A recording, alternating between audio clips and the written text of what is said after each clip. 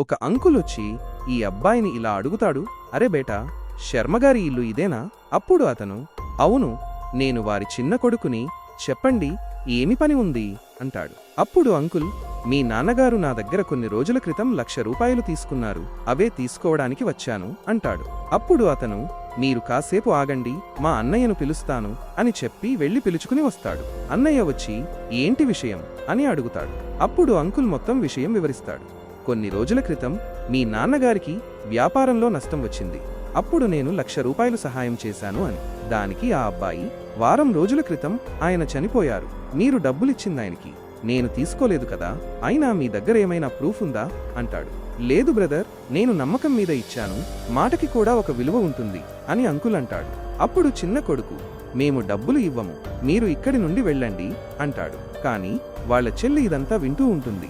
లోపలికి వెళ్లి తన నగలు తీసుకువచ్చి అంకుల్తో, ఇవి ఉంచండి అంకుల్, ఇవి మా నాన్నగారు చేయించిన కొన్ని నానగలు, ఇవి అమ్మి డబ్బులు తీసుకోండి, మిగిలినవి మేము నెమ్మదిగా తీరుస్తాము అంటుంది. అప్పుడు అన్నయ్య, ఏమి చేస్తున్నావు నువ్వు అంటాడు.